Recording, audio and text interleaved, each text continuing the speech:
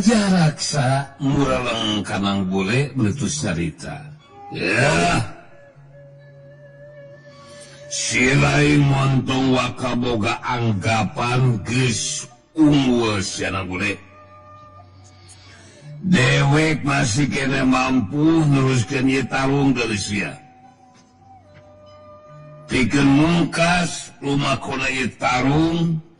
Dewek bakal ngagunakeun ilmu pupus geni dina kekuatan anu sapinuhna. Kurang ajar sia. Dewek bakal dibasikeun saha anu bakal kasoran eleh jajaten deui tarung. Hasok di ladangan ku aing oge karep kahayang maneh lain ngabacot wae sagajah bali bola.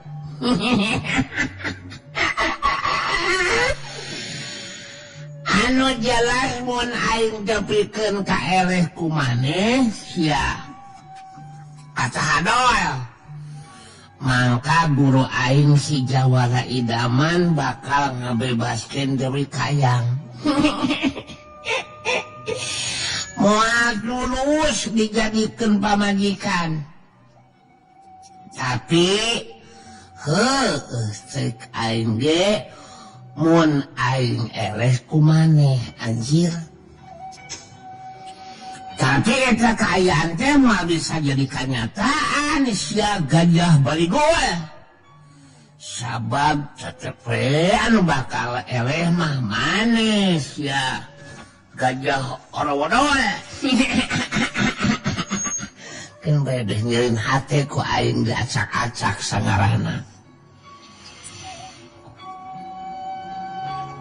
Bagi ngaheam dada ki Gajah Raksa anu harita geus sagad diri pikeun majuna rajang.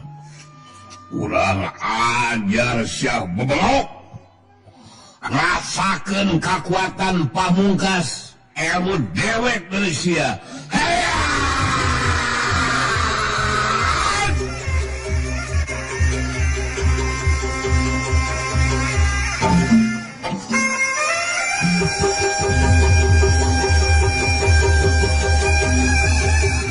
Bari ngagero handaruan harita ki Gajah Raksa majuna rajang di barengan ku tekad dina mungkas lumakuna eta tarung dirina anu bakal mampu mungkulan acen pangarti nu jilawan.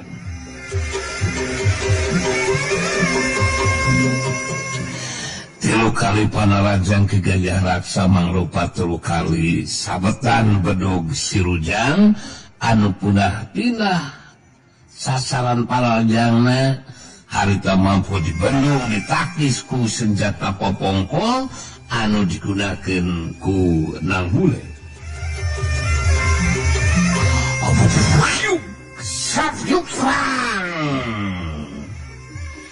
Gese waktu sababaraha detik disanggeusna ngabendung naki sabetan bedog sirujang anu katul kalina.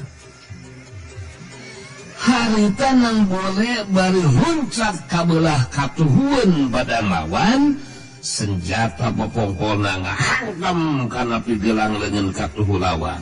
Kejelang safiuk kakias ngajadikeun bedog sirujang leupas tina cakelan lawan. Ki Gajah Raksa kageteun samemeh leungit kakageta harita Nang Bule ngasupkeun tajongan suku katuhuna kana kekemplong sakyuk disusul ku senjata popongkol anu ngahantem kana dadana. Hiuk ceblok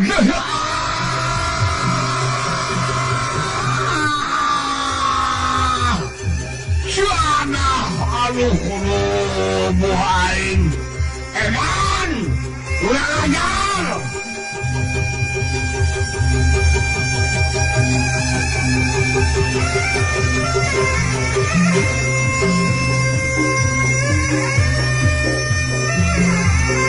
Ki Gajah Raksa ngagero kaget bari nahan ka nyeri. Badana terus ngajangkang oleh ka tukang. Itu bisa ngajaga deka saidangan badana, harita Ki Gajah Raksa rubuh maniwama.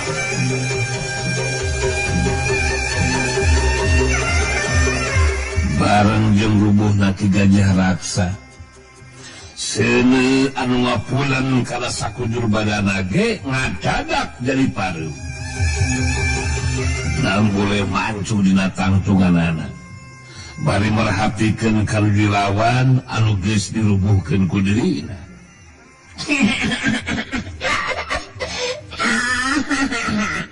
Wayahna sia wabalak. Mane kudu bisa narima kana ieu kanyataan sia. Gajah bareuh. Anu saterusna mane kudu nyumponan kana janji teh sia. Jadi ka sejawa idaman kudu aing. Hasok gancang hudang kawas bobanyit wae sia. Montong lilat teuing. Pagolena sia Ki Gajah bareuh. Kekuatan daya tahan badan Ki Gajah Raksa kawilang hebat oge. Harita masih bisa model hudang terus cengkat nangtung bari ngatur yang hapa-napasna jeung sumenira nahan kanyari. Manggali sejawara idaman jeung Dewi Kayang datang nyamperkeun ka tempat tenang bule. Sanesna deukeut harita sejawara idaman terus nyarita ditujukeun ka Ki Gajah Raksa.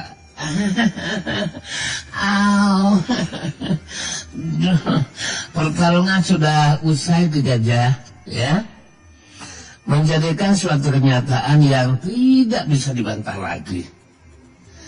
Nang bule muridku yang sudah mampu mengungkuli apa ajan pangartinya lawan, ya, dengan demikian, ya harap dimengerti dong, sesuai dengan komitmen kita, sesuai dengan ketentuan kita, maka Ki Gajah tidak akan bisa menghalangi lagi hubungan rasa cinta antara aku dengan Dewi Kayang si Manise. Dewi Kayang nyambungan karena caitana mangkali si jawara idaman. Sakumaha nu dicaritakeun ku Kang Gali si jawara idaman. Kaki guru anu sakitu jelasna. Kayang boga kayakinan Ki Guru jalma anu tara jelas janji. Tara siga tina subaya. Anu diharapkeun ku Kayang mah perasaan bagja antara Kang Gali si jawara idaman jeung Kayang. Pikeun Ki Guru ge ya jadi minung rasa bagja kan. Ki Gajah Raksa ngabagikeun paneutupna ka Dewi Kayang jeung ka si jawara idaman terus nyarita. Jawara idaman, Kayang.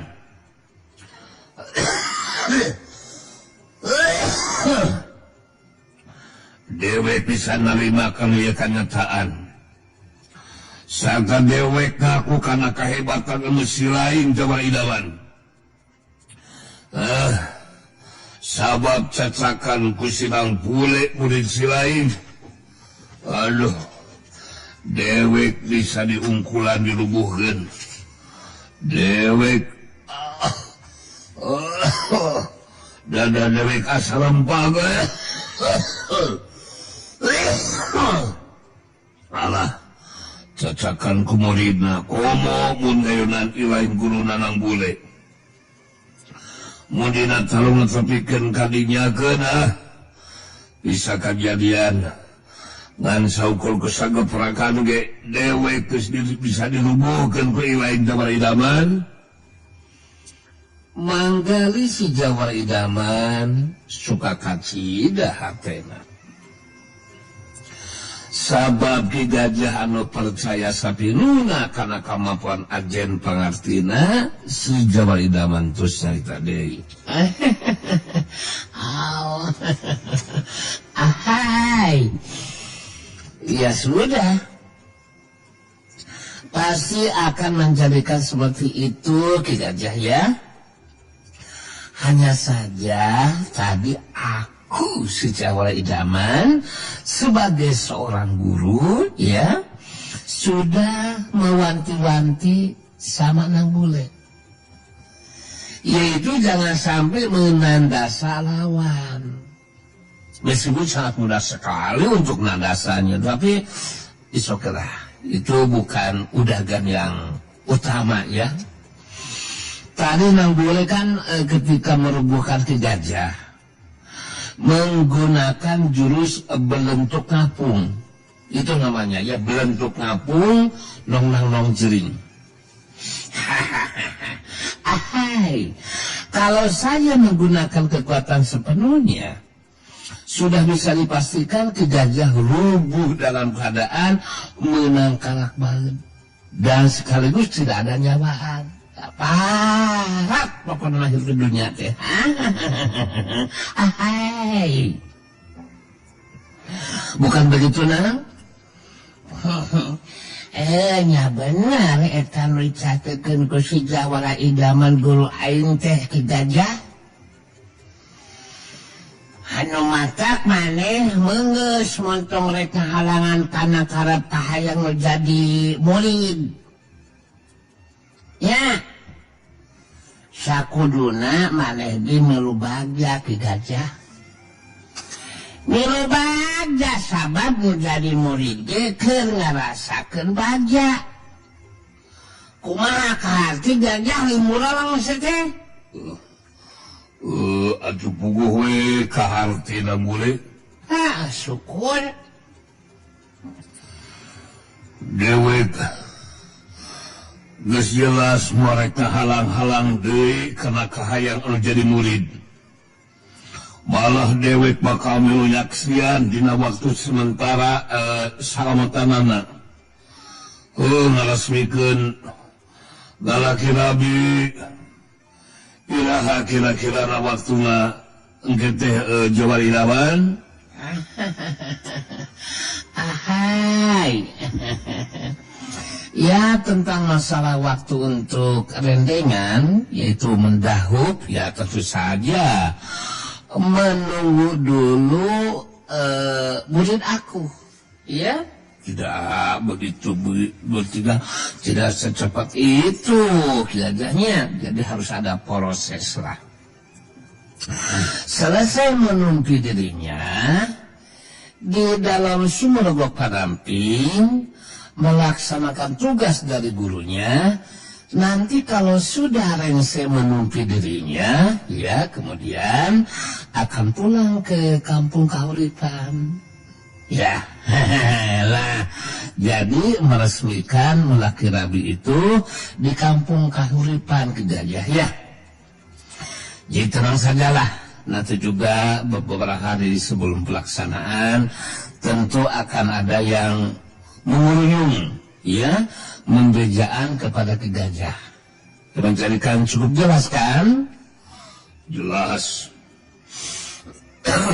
Aduh, alah dada dewek euy jeung rada eungap di teh. Lah kabina-bina Nang Bule eta jejekan meuli karasa peuleus aduh. Dada asa rampag aduh. Hampura we da kumaha atuh dabongan di dinya atuh. Jelas lah. Jangka hati ari kitu mah Jawara Idaman. Geus bogoh aya katang tua nu saperti kieu mah. Dewek rek terus pamitan we. Bari bubaran ieu dada aduh. Kalinungguan anu datang abejaan we nya. Jadi dewek rek terus mulang we ayeuna mah. Aduh. Sanggeusna aya katang tuan kitu mah eta Ki Gajah Raksa terus pamitan.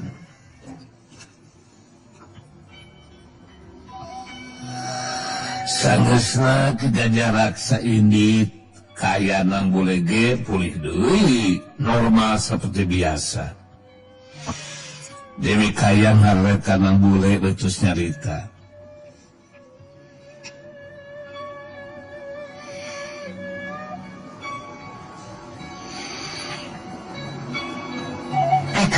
ngarulkeun anak kenang bule sabab satu tasna ajen pangaktina ke gajah bisa diungkulanna sikap pamadegana gajah robahna ngalaksanakeun janjina malah bakal datang nyaksian dina waktuna bikayang si jawara idaman disalamatan teh kitu nang jadi tenang ayeuna mah ka hatena oge dina karakterna Eyang Buana Putih harita nang boleh terus nyarita ka Manggali jeung Dewi Kayang. Abdi memang terus sakedahna ngabantos ka Abi Kayang sareng si Manggali bi margi ku abdi ge karaos kumaha belana Manggali anu nyerangan ka Abi gitu. Anu jelas Abi ngadukung sapinuhna karena hubungan kacinta Bikayang sareng emangnya mang. Hai matur nuwun sangat nang alku. Tentu saja harus mendukung ya nang ya. Sebab menjadikan sudah jelas dong ya sebagian Mang dan Bikayang ya atau kebahagiaan Mang dan Bikayang adalah juga sebagian kebahagiaan untuk semua keluarga Serawin. Maka dari itu ya Mang dan Bikayang akan bersabar untuk menungguan sampai rengsenya menumpi dirinya nang ya. Apa yang sedang dilaksanakan adalah untuk kepentingan kita semua. Bukan begitu nang? Mohon beres gitu nang, beres pisan. Mohon mugi we sabarnya ngantosan sababar hadinten deui mah. Mudah-mudahan dinangayakeun jurus kaopat ilmu panunggalan jati sampurna mang mohon tiasa dilancarkeun sagarupina. Oh ya sudah barang tentu mang selalu mendoakan abdi bade rebet deui ka guha panampingnya biya. Hai Mang dan Bikayang akan bersabar menunggu nang ya. Pokoknya silahkan konsentrasi ya. Dipersilakanlah untuk melanjutkan kembali hanca numpi dirinya nang. Dan dilancarkan dalam meyakinkan jurus kaopat ya nang ya. Sebagaimana yang sedang dilakukan sama nang bule. Pokoknya dukungan dan doa Mang akan selalu membarengan nang bule ya.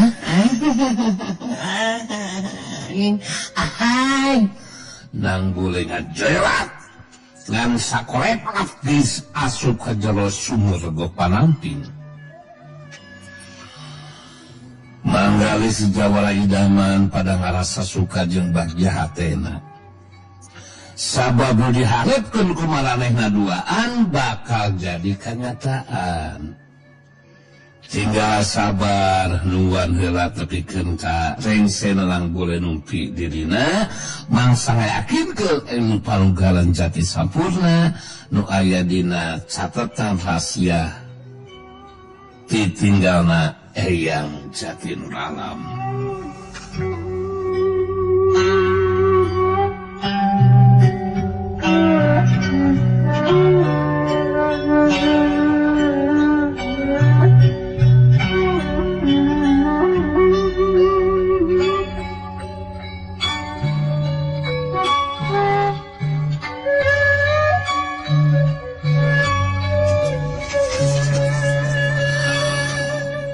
Tinggalkeun heula kayaan Manggali Sejawara Idaman jeung Dewi Kayang anu ngajaga sumur Rego Panamping.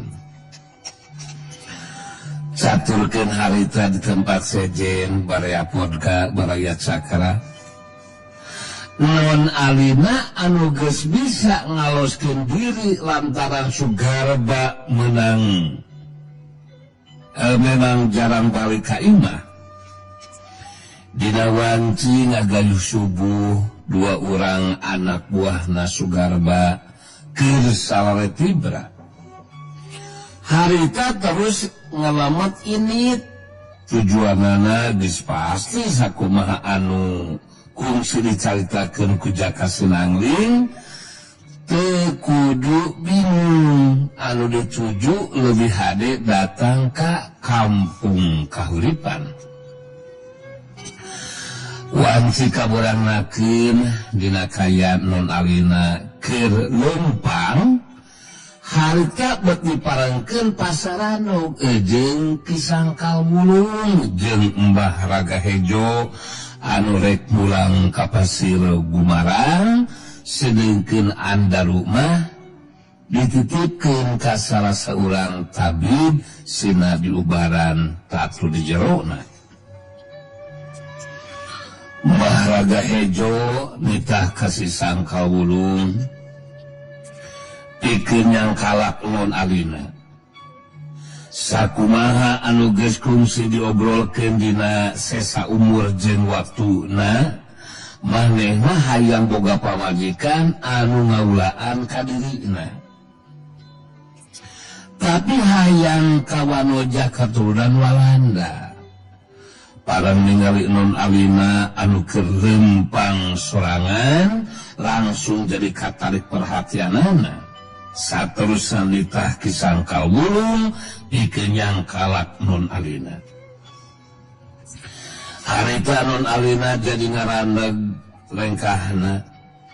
Waktu dihadang ku Kisangkal Wulung bari neuteut antem ka non alina, harita Kisangkal Wulung terus carita. Panggih jeung non geulis ge. Lumampah sorangan deui. Alah, siapa saha kamu teh non? Rek terus ka mana non geulis teh?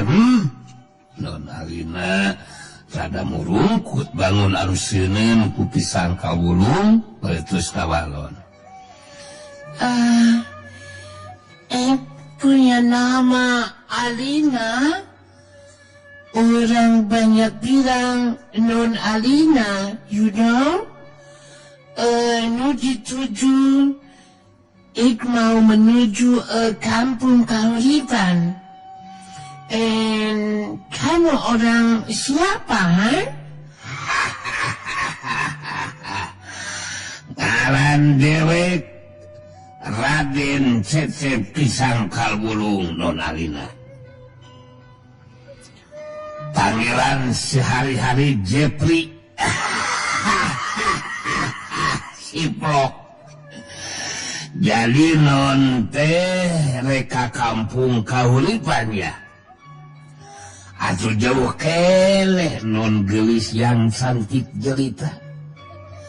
Geus we gila hayu namanya. Wong keneh miluwe jeung dewek. Tuh itu lanceuk dewek Mbah Ragahejo. Katarik perhatianana ku si non. Kumaha daek non jadi pamajikanana Mbah Ragahejo, lanceuk dewek. Tong ditingali geus kolotna. Tanagana mah wah leuwih belas ti dewek. Pokoknya mah dibikin amprud-amprudan malah. Daeknya nonnya, daeknya. Non alina da puguh geus ngartieun kana basa Sunda. Ya nyarita mah masih kene can bisa lancar. Harita non alina munur lalunan, semu anu murungkut sabab Kisangkal Wulung kakarage. Harita panggih geus langsung boga karep hayang mawa dirina lantaran Mbah Ragahejo anu nangtung di tempat nu rada anggang ngarasa katarik perhatianana ku kagelisan non Alina. Bari mundur ka tukang harita non Alina nyarita ka Kisangkal Bulung. Tidak bisa terima Kisangkal Bulung. Lebih baik kasih jalan itu untuk lanjutkan perjalanan ini, Kamu orang jangan lakukan tindakan macam-macam Kisangkal Bulung. Mau bisa dibawa, mengerti? Aduh, sagulak mungkin gelis beuki kakali bilahi ka pentang asrama ya. Kamu mah bisa nolak non Alina ya. Leuwih hade daek jadi pamajikan Mbah Raga Hejolan Cendewek. Anu mata kudu daek dibawa. Leuwih hade nurut. Sabamun keukeuh nolak bangka dewek bakal nyangkalak non Alina anu gelis terus dibawa ka panemukan Mbah Raga Hejolan cek dewek. Kumaha daek nya non Alina mundur deui ka tukang semu anu murungkut bari nyaita deui sorana semu anu ngageleber. Kamu orang jangan macam-macam Kisangkal Bulung. Jangan ganggu itu. Jangan. Lebih baik kamu orang segera pergi di tempat ini. Jangan macam-macam, sudah katakan menolak sama maksud kamu orang Kisangkal Bulung. Maneh montong ngajak ngesangka dewek ya non Alina. Ieu tempat jauh ka Pileburan. Jadi sok sanajan maneh ngaceriteun ka tulung rek saha anu lunganana da moal aya nu ngadengieun.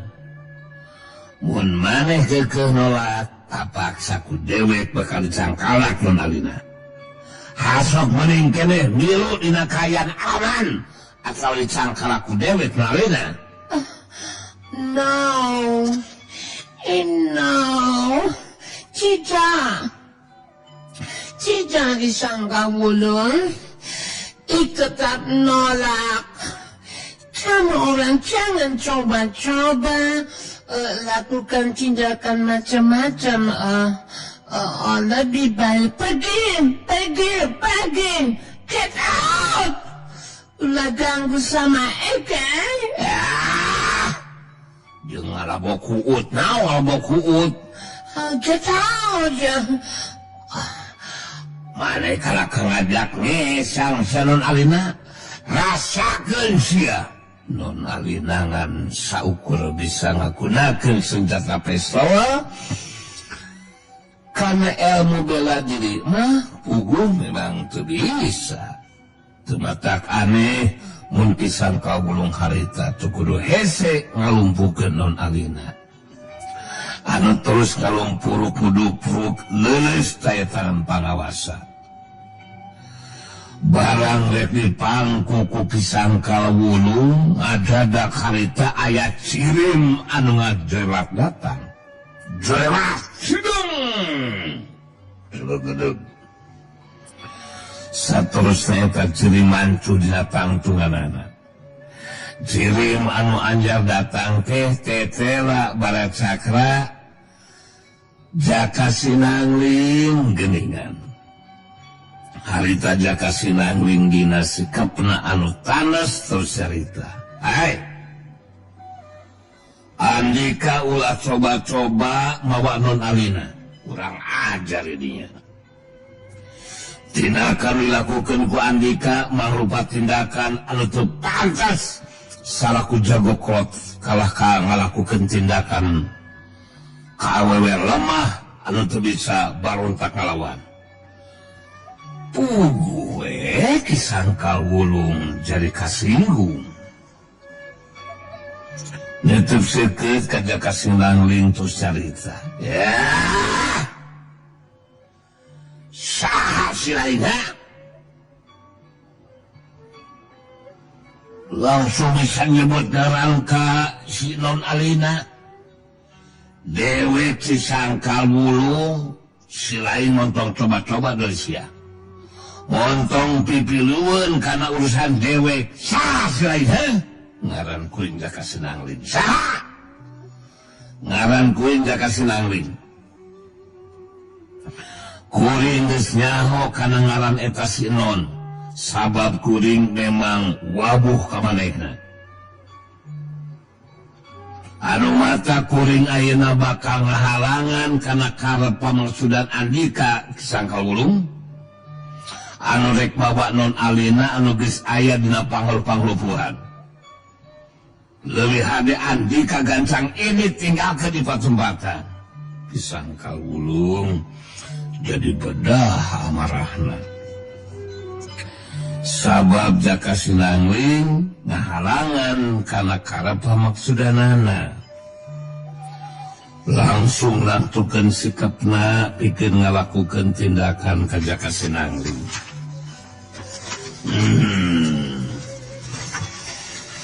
Ya Jaka Sinangling kumaha aja. Montong rek pipilueun kana urusan dewek sia. Mun si lain kekeh rek pipiluan karena ya masalah, dewek bakal ngalakukeun tindakan ka si lain. Kisangkal wulung. Kuring tangtu kudu pipiluan kana urusan. Anu mata leuwih hade Andika nuruskeun lampah we. Teu kudu make jeung rek mawa Non Alina sagarupa. Sababun keke Andika rek mawa Non Alina mangka sakali deui kuring naneskeun. Kuring anu bakal ngahalanganana. Sikap jeung caritaan Jaka Sinangling kawilang tanes. Sedengkeun Non Alina harita geus ngagoler nyagigir dina pangaluh panglumpuhan. Kisangkal wulung musirkeun paneutna ka Jaka Sinangling baitus nyarita. Si lain kalah ka kekeh ngahalangan kana karep pamaksudan dewek sia.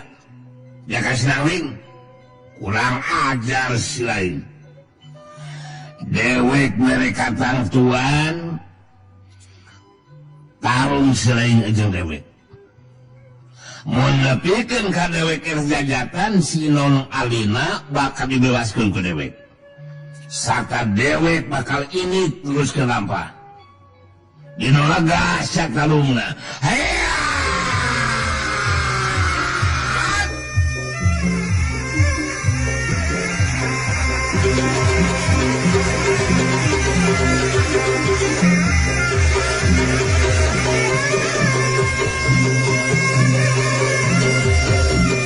Kisangkal wulung anu harita ngajremat muru ka tempat anu lega dituturkeun ku Jaka Sinangling. Dua jerim adu hareupan sedengkeun Mbah Raga Hejo ngabandungan kana kajadian anu kerumangsung. Kisangkal wulung anu hayang sagancangna ngarubukeun nu jerawan harta langsung masat pedangna. Jaka Sinangling ge sarua hayang geura ngabebaskeun Non Alina tina pangaruh panglumpuhan. Harita ngudar ikatna pikeun dijadikeun senjata. Ku kakuatan tenaga lapisan Jaka Sinangling harita iket tina kain teh jadi heuras ceteng jeung teuas deui. Kisangkal wulung beki bedah amarahna. sabab boga anggapan Jaka Sinangling geus kanggap enteng ka dirina. Pikeun ngimbangan senjata pedangna Jaka Sinangling ngagunakeun iket dijadikeun senjata. Kisangka wulung muraleng betus nyarita ka Jaka Sinangling. Si lain geus tanggap enteng ka dewek sakurang ajar Jaka Sinangling. Dikeun ngimbangan senjata pedang dewek. Si lain kalaka ngagunakeun iket dijadikeun senjata. Belakmung sia. Si lain bener-bener can nyaho ka dewek. Kadah siapa nagang curus pedang kalabang ireng.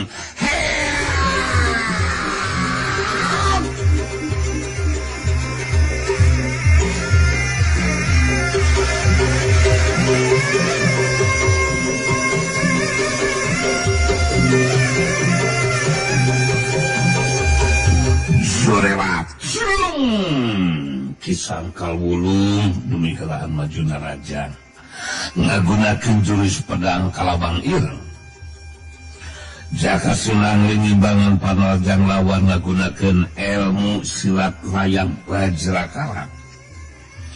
Sababaraha kali sabetan pedang lawan ditakis ku senjata ikatna nimbulkeun sora anu ngapuleun terang. Aububuayuk sagiuk serang. Jari jeug kageteun oge Kisangkal wulung. Waktu langsung bantokan senjata harita manehna ngajari jeug kadorong mundur ka tukang. Tapi gancang mancukeun tangtunganana. Bari terus ngagentak luncat nusu tepus ku panarjang susulan. Kacepetan gerak jeung kakuatan panarajana leuwih dironjatkeun. Orokaya ilmu pangenteng badan Jaka Sinangling leuwih punjul tibatan anu jerawan. Ngajadikeun setiap sabetan senjata pedang lawan tetap bisa dibendung ditakis ku senjata ikatna. Abubuayuk serang. Malah sangeusna nakis sabetan pedang anu kadua. Harita Jaka Sinangling mampu ngasupkeun panarajang leungeun kencana ngahantem dada lawan. Sakjuk bergehu. Jadah dada bedang aing. Dada aing belak-belak. Aduh. Ulang ajar.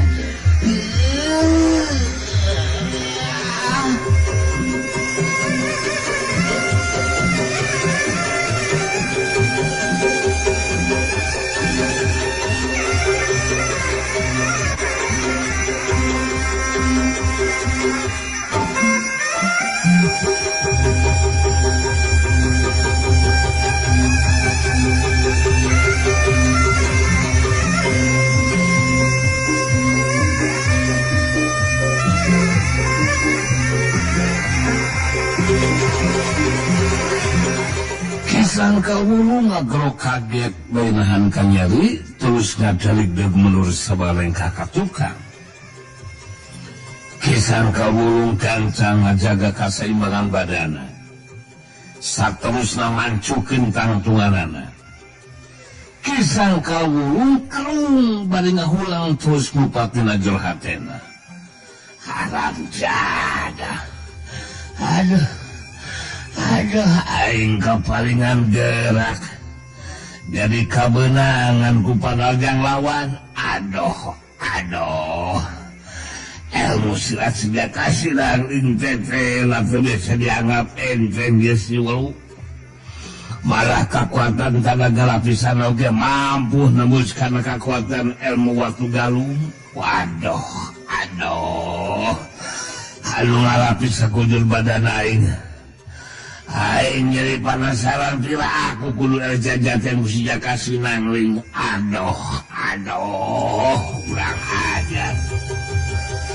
Jaka Sinangling mancu dina tangtunganana bari nyerang ngarawet ka lebah tempatna Mbah Ragahejo. kusayaretan oge jaka sinangling geus bisa nebak eta jago kolot teh mibanda tahapan ajen pangarti dina tahapan ilmu penunjul. Sedangkan kisah kawulung anu geus mancukeun tangtunganana harita